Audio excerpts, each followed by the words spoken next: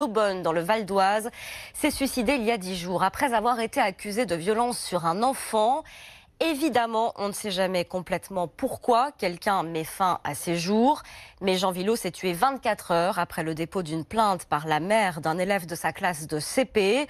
Un drame qui, pour beaucoup de profs, illustre le manque d'écoute et de soutien de la hiérarchie, souvent dénoncée.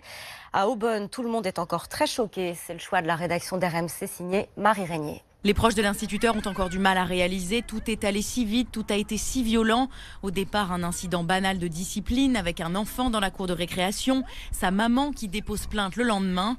Ève, une amie de l'instituteur, nous raconte la suite. Il arrive à l'école et on lui annonce qu'il a une plainte pour violence aggravée. Voilà, que la mère d'élève a porté plainte. Elle n'est pas venue le voir, hein. Elle lui a rien dit. Il ne sait pas ce qu'il a fait et il a une plainte. Il arrive, on lui dit qu'il a une plainte. Pour lui, c'est une gifle.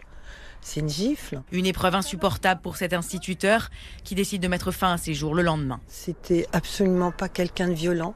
C'était quelqu'un qui aimait ses élèves, qui aimait son métier. C'est le déshonneur, quoi. Le déshonneur qui vous tombe comme ça, une chape de béton, une hiérarchie qui vous soutient pas, qui n'est pas là au bon moment.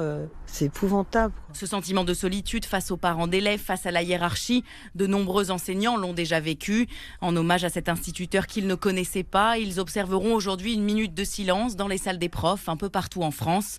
Patrick, professeur de maths, participera. On se sent tous concernés, avec les parents qui contestent toutes les décisions. Donc si on n'a pas le soutien de la direction, on peut très facilement se sentir seul et entamer une spirale de dépression. Une pétition a également été signée par plus de 3500 enseignants pour demander au gouvernement de mettre fin à ce qu'ils considèrent comme des dénonciations calomnieuses de certains parents d'élèves.